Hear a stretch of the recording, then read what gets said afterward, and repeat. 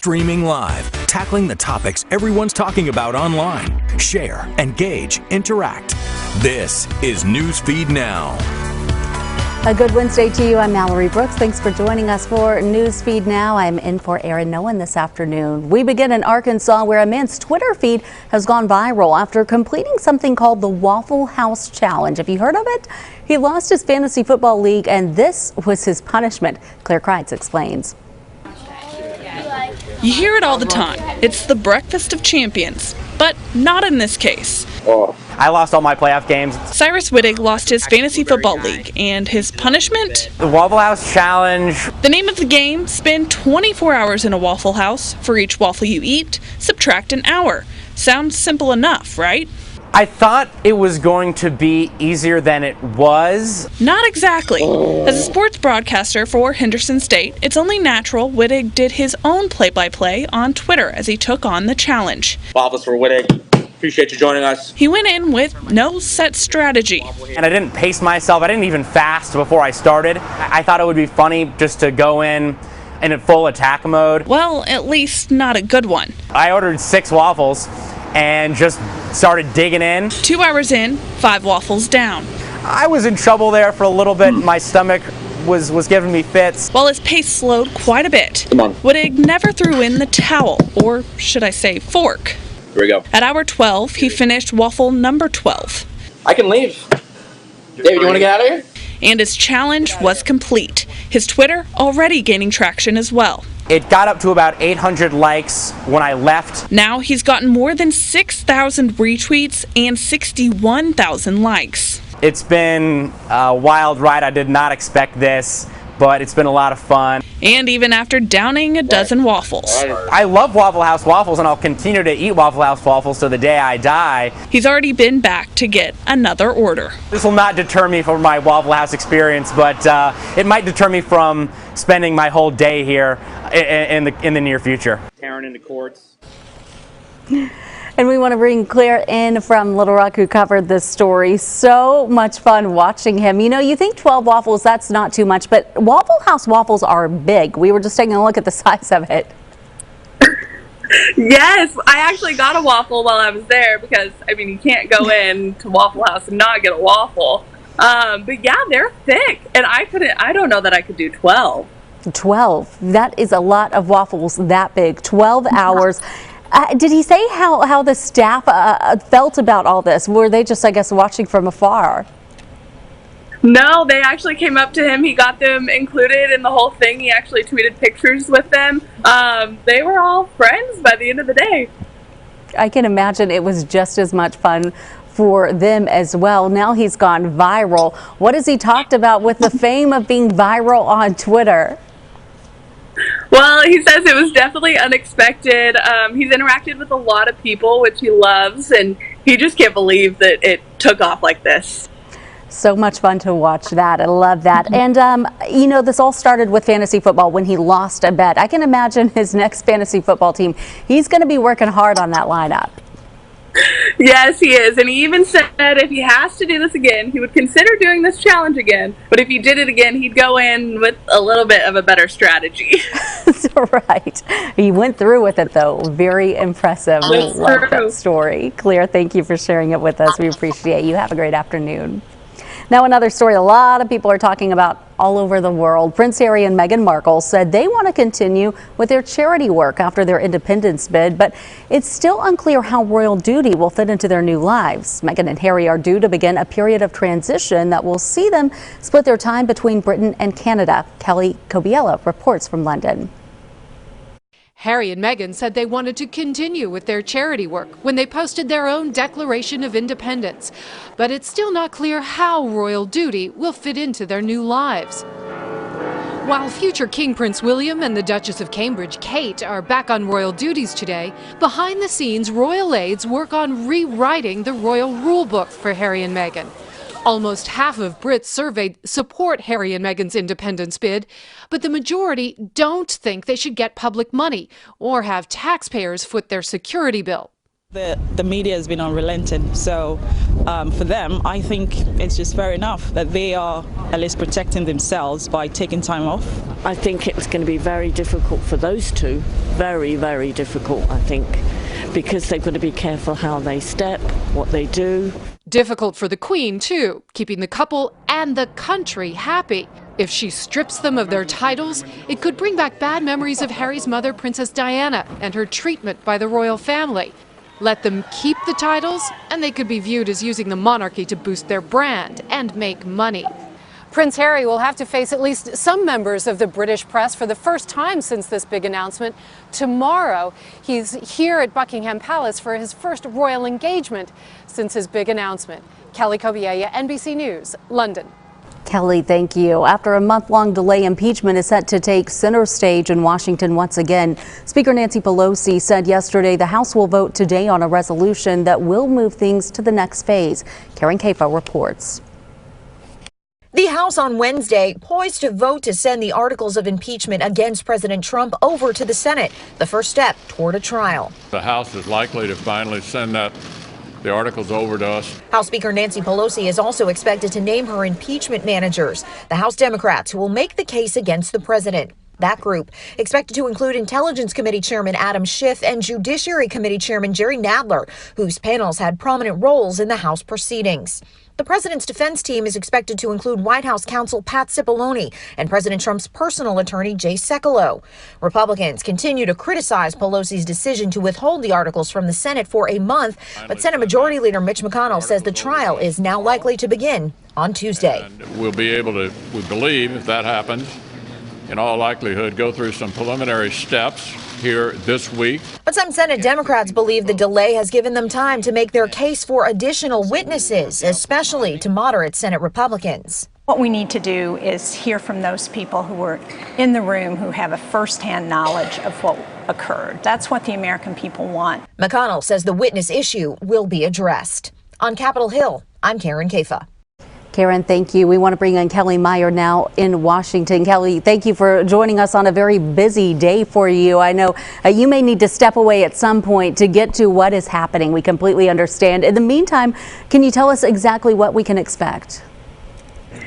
Yeah, thank you for having me. So what we saw this morning was House Speaker Nancy Pelosi has named those House managers that are going to head over to the Senate trial. She named 7 members here this morning. Now, what they're going to do is vote on a resolution on that on the House floor. So she officially had to name those managers in order to send those articles of impeachment over to the Senate. And then what will happen is somewhat of a procession over from the House side physically to the Senate side to deliver those articles of impeachment. And then that's a wrap for the House. They can move back to business, and then it will go into the Senate trial over here. I was just up here talking with some senators, and talked to one of them and said that it could go anywhere from 10 days to 6 weeks. And I'm waiting here to talk to one other senator coming up here, just to what they can expect, what kind of witnesses they expect to hear from, if they expect to hear from any, and how they will be impartial in this process. And that's exactly what we were about to ask, the timeline of this. You know, it is hard to tell exactly how long this will last, but thank you for laying that out for us. How does this play in with Iowa, just less than 2 or 3 weeks away?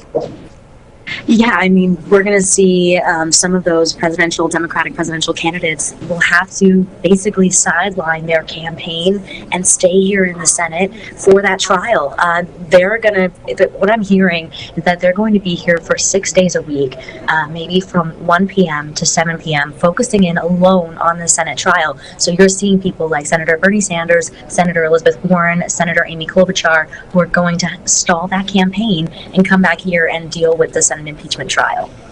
Kelly, live on Capitol Hill. I know it is a busy day for you, so thank you for taking time for us here on Newsfeed Now. We appreciate you.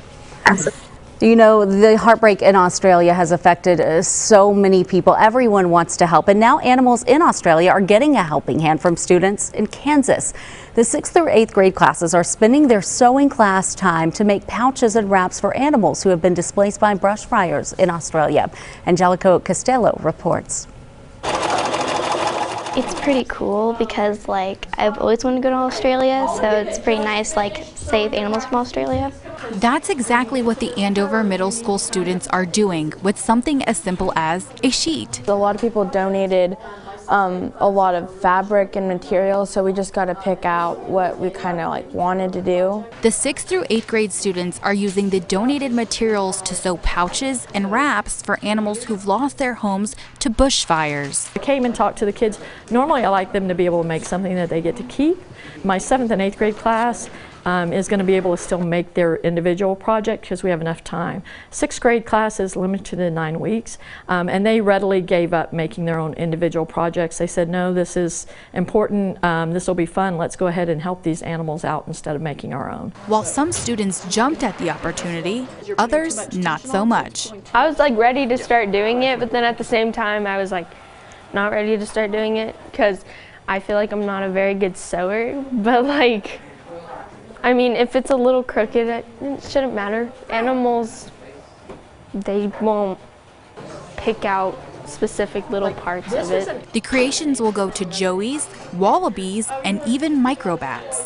They need the pouch to simulate being in their mother's pouch. And then we are also making wraps for bats, and it's basically, it looks kind of like a beach blanket that you can inflate the pillow on the end. So it's kind of stuffed on the end and they lay the bat on that and then they wrap the rest of the fabric around them. The school plans to have the items ready to be shipped to organizations in Australia by Friday. In Andover, Angelica Costello, KSN News 3. And we want to bring in now Angelica from Wichita, Kansas. Such a sweet story. I love that. These kids taking their time to help those animals in Australia. Yes, it was amazing to see, and it was really nice that we were able to do that here. They were kind of saying like, wow, we didn't even know that we could do something like this, you know, being from a small town in Kansas. So it was really nice to see that play out. Absolutely. Such a good example for other kids, because I think so many people are watching the fires, they're watching the devastation, they want to help, they just don't know how. These kids took the action and they made it happen. Yes, and with something as simple as, you know, donated materials like sheets and pillowcases and things like that. So it was really remarkable to be able to see them to put their skills to work, but not only just that, but help animals across the country. Absolutely. I have to be honest, I'm also impressed that kids these age are so good at sewing. I mean, I know we all took home ec around that age, but never would I have been able to do so much like they are. Well, and that was something that they mentioned. There were a couple of them were like, well, I was a little hesitant, but then they were like, well, the animals aren't going to, you know, nitpick at the little imperfections. You know, they're going to just be thankful for this item, or, you know, they're going to cozy up in it and get warm. So that was the benefit of this project as well. A good attitude. I love that. Yes, the animals will be very thankful for it, even if it's not absolutely perfect.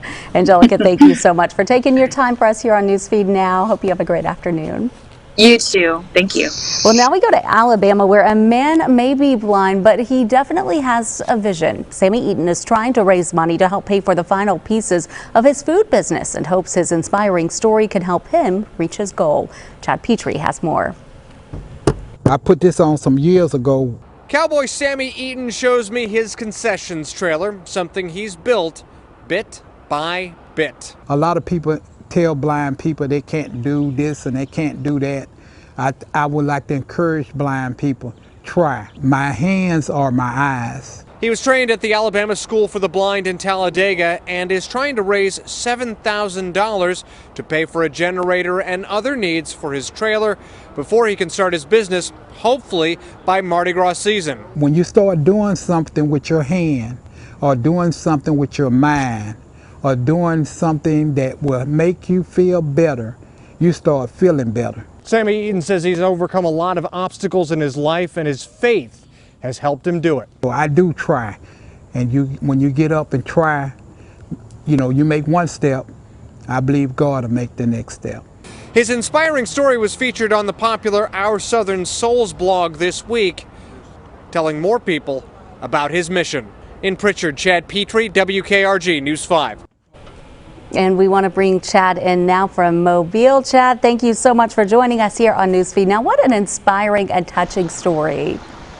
Yeah, he really is a sweet man. And in the 24 hours since we published that story, he's been able to raise an additional $1,000 toward his $7,000 goal. So hopefully he can make it, because Mardi Gras season is coming up down here. That is true. That is coming very soon. Forget about that. How much does it mean to cover an inspiring story like this? Has to be touching. It is very touching, and he is really a sweet guy. I hope he makes his goal. When you meet him, he's the sort of person that'll just brighten your day, and you want to be more like him. You want to be more like him in the way you approach life and the way you approach adversity as well. Absolutely. We need more people in the world like that. And you meet someone like that and you think, I'm never going to complain. Here's this guy who is so positive, so inspiring. Talk about the really the reaction from the community, like you said earlier, since the story aired. This is something that was passed around even before we were airing it. His story got publication on a regional blog site, and it's one of those stories that has kept getting passed around. People believe he is the real deal. People who have met him know that he is sincere, that he loves the Lord, and that he is somebody that you really want to get behind. Absolutely. Again, we need more people in the world like that. I really hope he reaches that goal. You'll have to keep us updated, Chad. Hopefully we'll be talking to you soon with some good news that they reached it. Hopefully. Chad, thank you so much. Enjoy your afternoon. Looks like a nice afternoon there in Mobile. We appreciate you. And we appreciate all of you for joining us for Newsfeed Now on this Wednesday afternoon in the middle of January. Hope you have a great day and can't wait to see you back here at 11 o'clock tomorrow. Have a good one.